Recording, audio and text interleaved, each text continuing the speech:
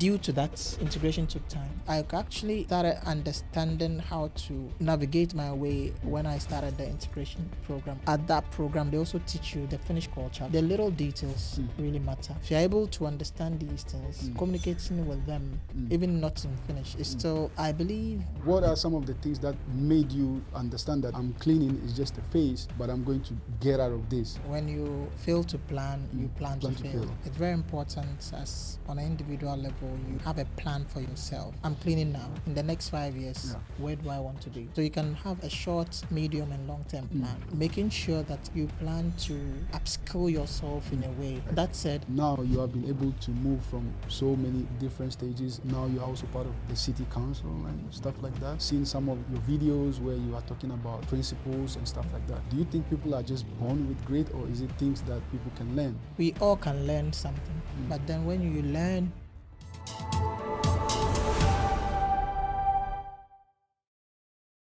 all right, Lukman, welcome.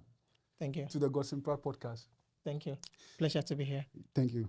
So, ladies and gentlemen, today I have a special guest for you.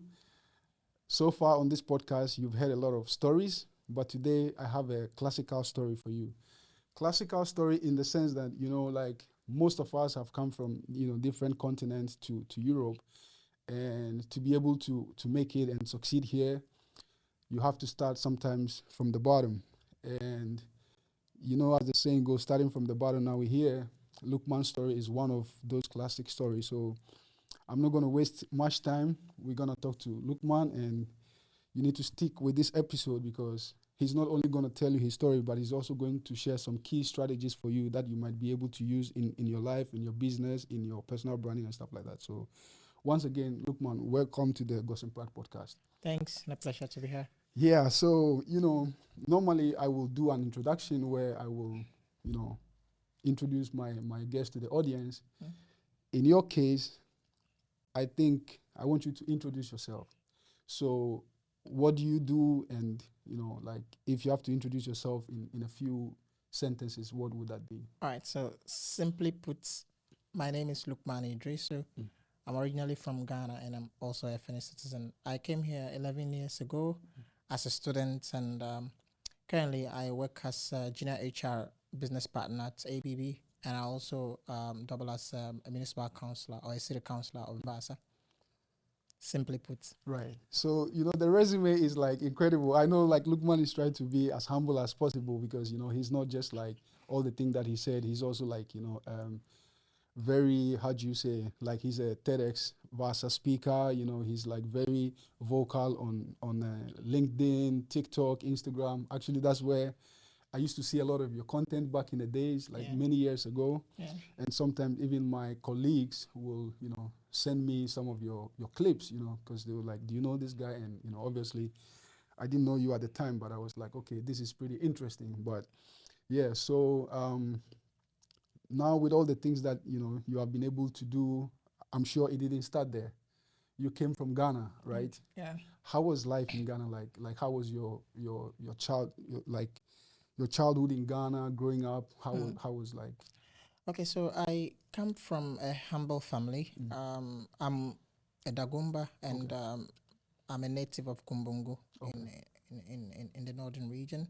So of course, my parents lived in Tema, and we were all born in Tema. Okay. So I was just born and raised in Tema, and I had my primary and also like basic school in Tema, as well as my high school, which is Tema Presbyterian Senior High School. Okay. And then I also attended Accra Polytechnic, which is now Accra Technical University. Okay. So then whilst there, then I realized that I need to further my education. Right. So Finland was something that a country that I thought of, because of course during the time they had like free education. Okay. And I thought that was a great incentive to be able to, a great incentive or a proxy to come to Finland to further my education. Yes. But let me ask you this though, look, man, I'm from Ghana as well, right? Yeah. And normally,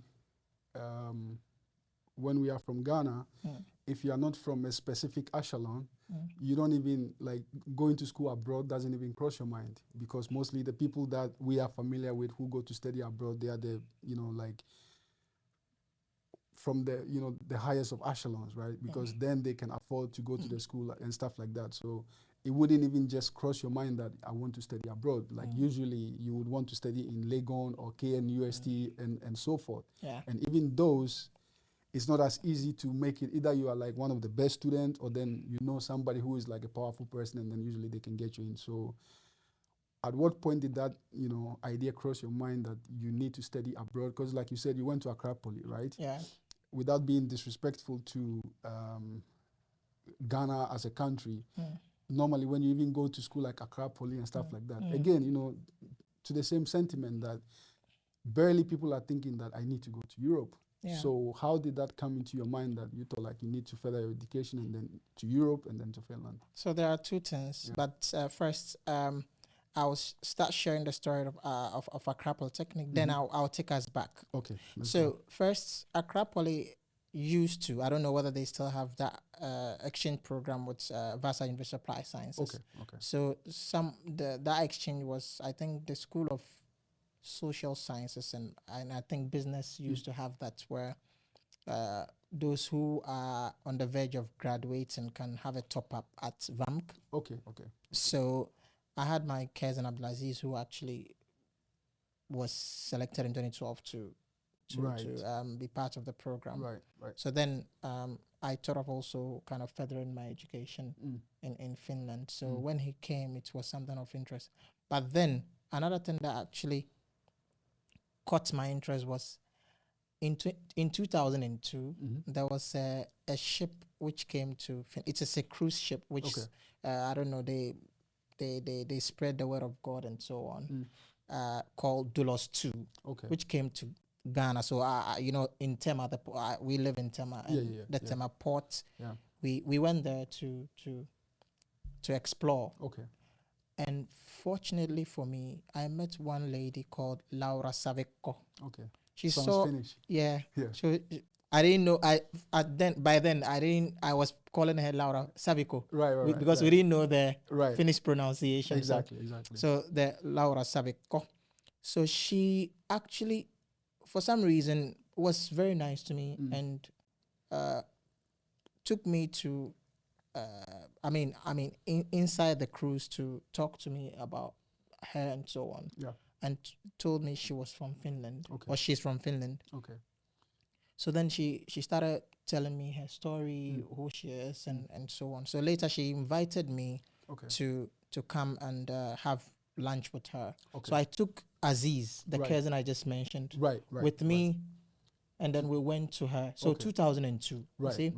So she was so nice to us, and she was telling us that in summer, Finland is it's not that dark. You still can see the sun in at 12 midnight and so on. But of course, it was very new to us, so we didn't really understand. We couldn't grasp that. Right. So when the opportunity came for us in 2012, so 2002, 2012, So that's 10 like years. almost a decade. Yeah, almost a decade. So I was also thinking, oh, Laura was here. It will be a very nice place because I've heard about it. So started ringing a bell. So I also made the effort in 2014. I came to Finland. So literally through Accra Polytechnic, you were exposed to that idea of being able to study in Finland. Absolutely. But again, getting a student visa is not easy, in Ghana, like because of all the requirements and stuff like that. So how were you able to, first of all, get the application and then, put yourself together to, gather the funds to be able to do the student visa application and all those type of things? Yeah, of course. During the time, I applied as to a full degree program. So I undertook the entrance exams and everything. So after gaining admission, the visa application process wasn't that difficult because, I'm also fortunate to come from a family where a lot of my brothers have traveled abroad. I understand some of the process. And again, too, I was also willing to learn to understand process. So I had a support network. with regards to the funds, as I said, I have brothers or family who were able to support in that way. Right. And I also want to use the opportunity to also mention my course, my then classmate in Accra Polytechnic. She came here before I did. She's called Obaya. Okay. Now, so Obaya also really contributed monetarily to support my coming here. So I'm always grateful to her for her support, and whenever I get the opportunity, I always want to mention her. Although she's also very humble and she doesn't want her name on the limelight, but I think she deserves a mention in this case. So Obaya, if you tend to watch this, I want to wholeheartedly thank you so much for the opportunity and the help. Your contribution has also helped me to be who I am today, because without your support, perhaps I wouldn't have been in Finland to even get to where I am today. So God bless you and your family and everyone. Obaya, thank you. So Lukman, now everything goes through, you are in Finland. Yeah. Finland is very different from Ghana. Absolutely. Weather-wise, culture-wise, and stuff like that. What was one of the first culture shock that you had when you came to Finland? Yes, number one, the weather, because you are coming from an average temperature of 33 to single or zero to even minus. So the shock, and again, we came here in I was here in September. Okay. So within November, the changes in the weather, because the longest nights and so on was also very very difficult for someone who is new here, coming from a stable condition. Exactly. That said, interaction wise, it was also it was also a cultural shock, in the sense that in Ghana we are used to greeting each other whether we know each other or not. Right. But here you can have your course mate who is a local, and you have a very good interaction in the classroom. But the moment you see him or her and on the outside, and you even say hi, it's weird. They feel weird. So if you are not, if you don't understand the culture much, you will begin taking things personally. Exactly. And tend to think they're otherwise. Exactly. These were my cultural shock in the beginning, but as time goes on, I've come to understand how things work here. So in terms of transitioning, how were you able to transition to really get yourself like incorporated or integrated into the Finnish society and the Finnish community and stuff like that? How were you? What are some of the things that, I mean, obviously today you are like very successful, and like I said, a lot of people, like one of their favorite immigrant stories seems to be your immigrant story, because that's what they have constantly sent me. You understand? So now, like, it seems like you were really successful with the transitioning and stuff like that. But for, some of the people who might be watching this podcast who are probably maybe new here, or even some might already be in here like even a few years, but they haven't really figured out like how to really integrate into the system. How were you able to kind of like transition yourself and get yourself like? Well, it took time, because it took 5 years to actually grasp how to go about or navigate my way through here in Finland. But these were my mistakes, because I didn't know earlier. We didn't have people to actually tell us what to do. And here you have to learn the hard way. So in the beginning, we were still translating our way of doing things back in Ghana or back in our home country to here, which I will say it's one of the sins, or seven sins in Finland. So due to that, integration took time, but I actually started understanding how to navigate my way when I started the integration program. When I graduated from the University of Applied Sciences, I participated in the integration program. So through learning the Finnish, at that program, they also teach you the Finnish culture, like how they do things and what's. So the little details really matter. So you tend to, aside from learning the language, you understand the people's response to stimuli, how they do their things. And if you're able to understand these things, communicating with them, even not in Finnish, is still, it can be improved in a way that the kind of angle to talk to them. Right. Some questions you can ask, and what you shouldn't ask. The do's and don'ts. Exactly. So these we call it tavat, swarm and tavat. Right. That is The finished ways. behaviors or finished ways. You know. Right. So I believe, though it could be minute, but it's a changing moment in my life. So, and again, to one thing that is also very important is that when you also show interest in learning the people's language, it gives you an advantage. Just imagine, maybe let's say you are a Fanti, right? And a Finn comes to maybe Cape Coast and try to learn Fanti and start speaking to you in Fanti. There is an intrinsic motivation that comes to you to want to give a helping hand. For sure. So that is not, it's a natural phenomenon. For sure. So showing the interest in learning the language, even if you are struggling to, also tends to give a certain impression, which is good about you, meaning that you are courageous, you are willing to learn. And that is also a trait in Finland called the sisu. Okay. So these, I only got to learn them after 5 years, but then I never regretted doing that. And again,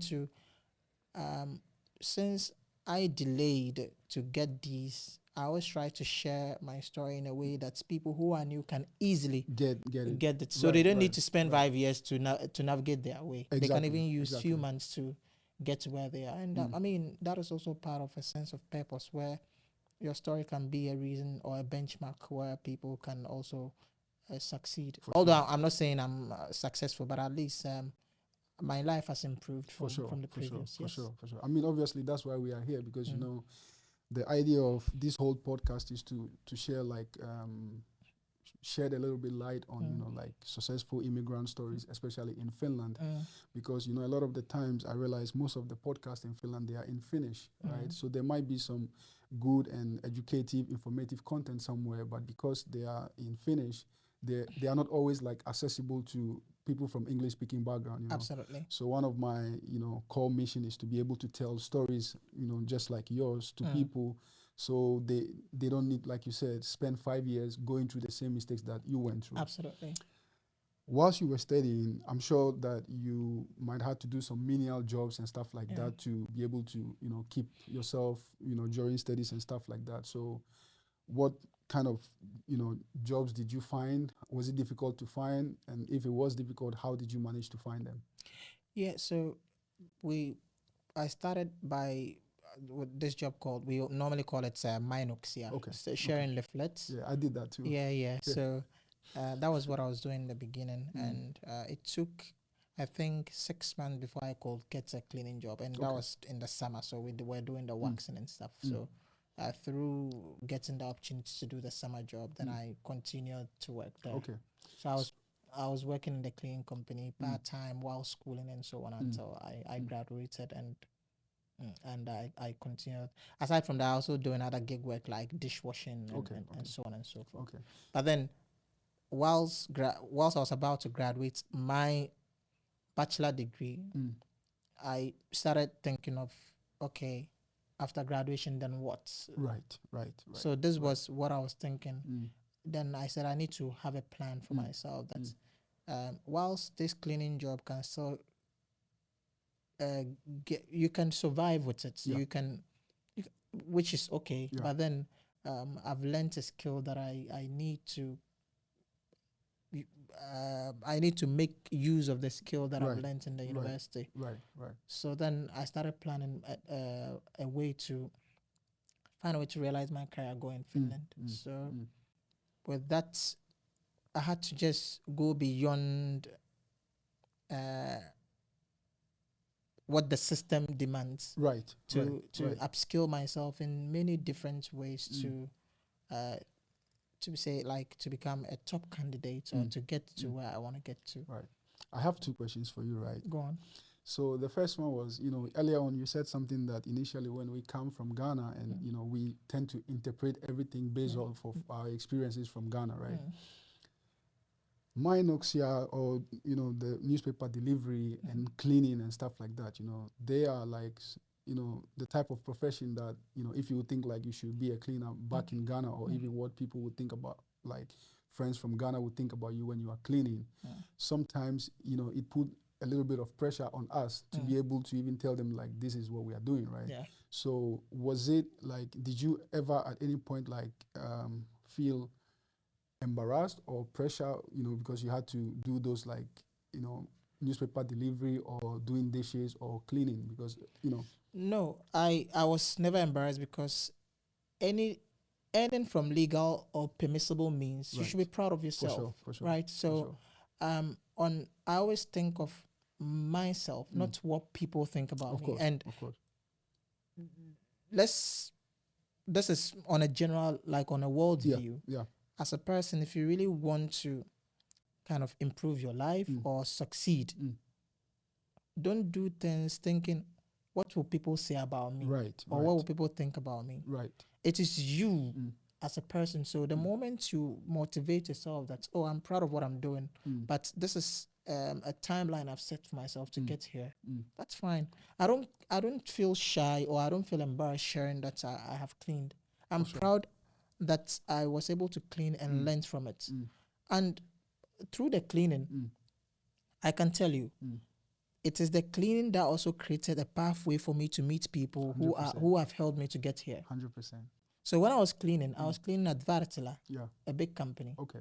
And during that time, I was studying. I saw that they were using certain tools in undertaking their work that I already know. Like let's say the SAP, I was learning in school. So I started asking them, oh, so I know you are using SAP. What kind of like model are you using, and so on and so forth. Then they said, oh, this model. So I said, okay, so if I want to succeed in becoming as an applicant, what skills do I need to learn and so on? Because I started talking to them. But because I was cleaning, I got access to talk to the employees. Exactly. So I started building my skills. Right. So fast forward, let me just skip the story. So fast forward, because I knew them for a long time.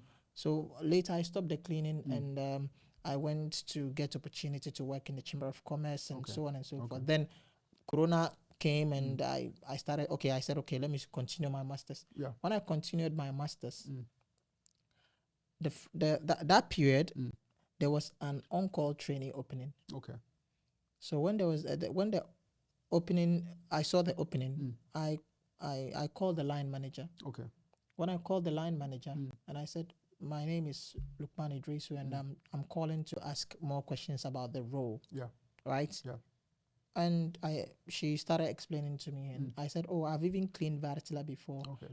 And she said, are you the African guy who used to clean my? Right. Oh, right, you right. were cleaning my office. You were so nice to me. Yeah. She because of that, she spent a lot of time to explain to me what the role is and what they need. Right. You see, more so because I had heard from the Vartila employees that you need SAP and so on. I had already learned it and I've acquired the certificates. Right.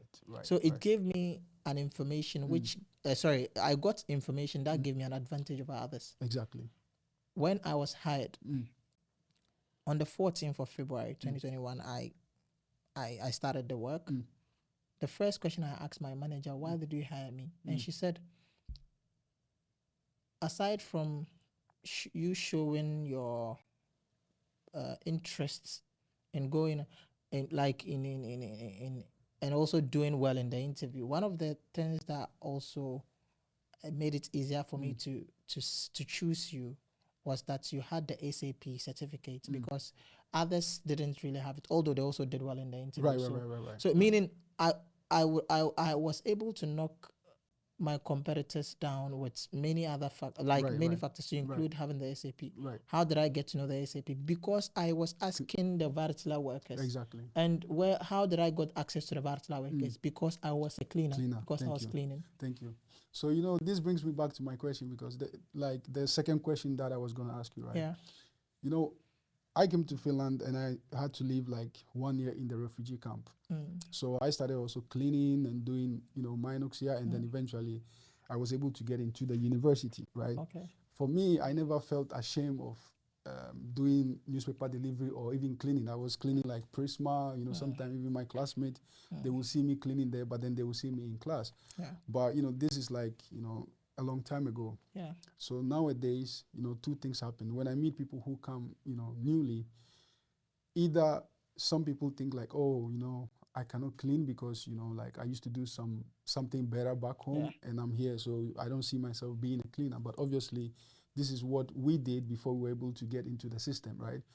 And, the second question was, I've also seen a section of the people who came here earlier on and then they started cleaning and they got stuck there. And, they've been cleaning for 30 years, 40 years, 50 years, and I've seen that often. So sometimes it bothers me to think like, Finland is, a country with a lot of opportunities.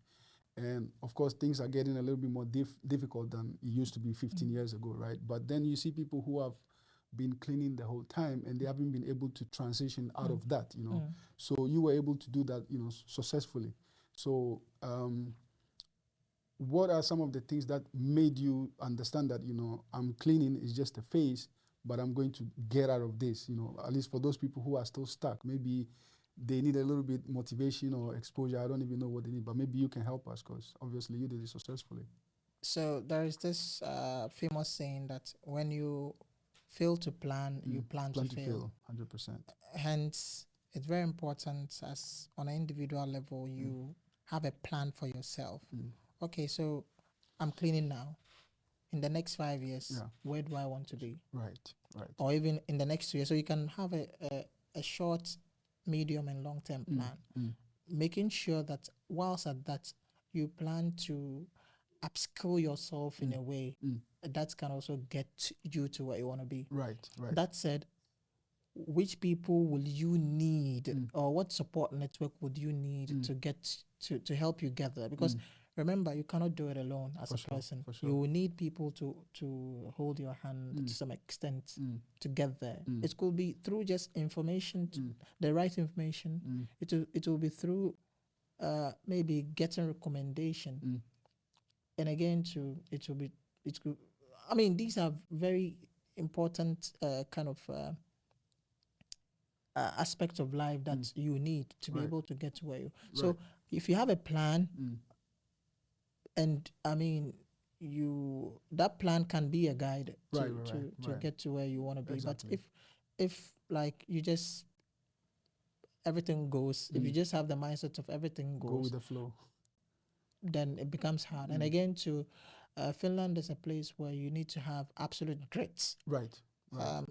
You see me here because maybe I got 1 or 2 yeses to be there. Right.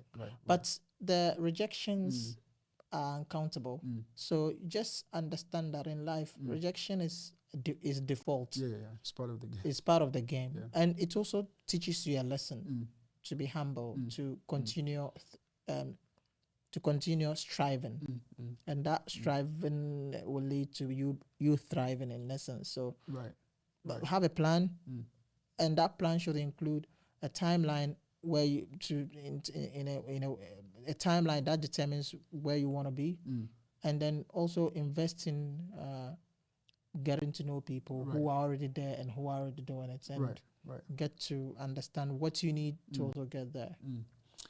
So this question, look, man, obviously you came to Finland as a very young guy, and I have, come to understand that in Finland it's like very easy to also get distracted, like, especially when you are young and then you come here by yourself. There's no like family to keep you in check and stuff like that. So you obviously come off, to me from the outside looking in, you come off as a very disciplined person, right? So how were you able to keep yourself grounded, focused, disciplined, and then, keep yourself off of all the distractions that, Okay, I would say partly because of how I was brought up, because I come from, as I said, a humble home. My parents are Muslims, and we were given like Islamic upbringing, like in terms of like be good, be a good child, be dutiful to your parents, and so on and so forth. Right. So and again, I also grew up following Islamic principles. Right. Right. Like not indulging myself in things that will not that are sinful and so on. For So sure. For sure. that has been a guide. So even if I don't live with my parents, You still remember that. I still know that there is God. Right. I don't need my parents to always have their eyes on me. God is the absolute seer, Right. and He sees the unseen. So, and again, too, more or less, like you don't need someone to watch over you to do good. Sincerity is also so. We through religious practice, you come to understand the concept of sincerity. Right. Being good to people, being good to your own self, whether people are watching or not. So, Right. the way we were brought up was something that helped. So when I came here, I knew why I was here, and I wasn't really distracted. And again, I was here for a year, and then I married my wife to join me here. So like and when you marry to, it's a way of disciplining yourself. Right. And it increases who you are in faith and in True. in good deeds. Yeah. True. Then there's this word that you use often, great, which like I mean when you say like sisu in Finland, that's how I come to understand it, right? And like now you have been able to move from so many different stages, and like now you're also part of the city council and stuff like that. Yeah. So I'm asking this question about you, but also in a way I'm asking it in like a general way, because I've seen some of your videos where you are talking about like principles and stuff like that, right? So do you think like when it comes to certain things like grit and stuff like that, do you think people are just born with grit, or is it things that people can learn, like based off of some of the principles that you teach? Is it something that you think like people are born with, or it's something that people can acquire? I believe we at default we all can learn something, whether we have it or not. Right. So you may not be even good at something, but then when you learn, you get when you learn and you continuously learn, you become a master of it. Right. Someone can be born with a talent or something, but he or she wouldn't even know until he starts. Exactly. Yeah. Exactly. So learning process is something. So, but the thing is the mindset. Right. So if you always have the mindset that I want to do this, and you stick your mind to that, hopefully you can learn. I believe grit is something that everybody can learn. I know our endurance levels are different, Exactly, but then exactly. you can start from somewhere. 100%. So for me, I have gotten, before even coming to Finland, my first attempt I was rejected. I didn't get admission. Right. Second attempt I got admission. Okay. So if I had given up, I wouldn't have been here. Exactly. More so, there several when it comes to job application, there's a lot of applications I did and I was rejected. Exactly. Until there was a yes. And it's even get to a time sometimes there were other opportunities that I got, not because I applied for a job, but because someone also saw the potential in me. And Exactly. So there are many ways, but then it starts from having to endure that or understand that there will be a lot of no's. So I always say the NO with a great mindset could also tend to next opportunity. Absolutely. Absolutely. So, look, man, if you would say like, if you would put your own life, personal life philosophy in a few sentences, what would you say like your personal life philosophy is? This is a tricky question. Is it? Not for you though. You speak for a living. Because I've not been asked this before, and I've not thought of that before. My personal life philosophy. Well, of course, never give up spirits. 100%. And create value for others. And when you create value for others with sincerity, trust me, it's psychologically imprinting people's mind that they owe you in the future. 100%. So have the intrinsic motivation to create value for others. And hopefully it will also lead to something good. So Mm. never give up. Mm. Create value for others, Mm. and be good to all. 100%. Yeah. So, I know like you are here for a conference and stuff, and your time is very precious. I don't want to take much of it. You have already been very generous with us to fit this into your schedule. But, since, like I said, you are a person that like you teach a lot, like I see your teaching videos in TikTok, Instagram, and LinkedIn and stuff like that. Now we have the opportunity for our audience. So I was thinking like, if you have some principles that, it might be like life principles, even routines that you yourself follow to be able to build character and the person that you are. So if you have some principles that you would like to share with our audience, please. Well, the principle is learn, learn, learn, learn. Whatever you think you are deficient in, be it a skill. I mean, a technical skill, be it a behavioral skill, or be it any other life skill.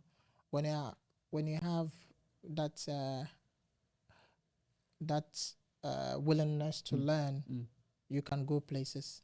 You can be amongst the best, and trust me, that will propel your success professionally and personally. 100%. So, ladies and gentlemen, we're gonna excuse our brother to go. He shares a lot of wisdom and knowledge on his various platforms. So we're gonna share some of those platforms. If you want to know more about him later on, then you can check him out. But one last question for you, though, Lukman. Now you are already at a place where we will like most will consider at the top. What is next for you? To be very honest, this is not. I'm not. Like member I'm of not parliament, president of Finland. Like, what is next for you?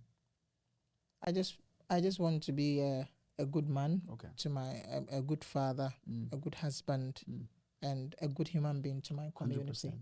So maybe in the next 5 years, we might do another one with Lukman, and then we'll see where he is with all the greats that he has. Obviously, he's not sharing his plans for us, which masters don't necessarily say, share what they are doing. They operate in private. So, Lukman, thank you very much. Thank we you really very much. appreciate I really appreciate, and So it's a pleasure to be here. And thank you. I would also encourage viewers to continue watching this, or maybe watching on this platform, as there are a lot of people who are even better than I am to grace this platform and share with you with their knowledge and wisdom. And I believe it will also be of assistance to propelling your career or your personal life. So please, if you've not subscribed, kindly please subscribe Hit the to the subscribe channel. button. And I want to thank you very much, and I wish you all the best wherever you find yourself. Thank you, guys. Thank you. Cheers. Charlie, thanks. Thank you. Thanks for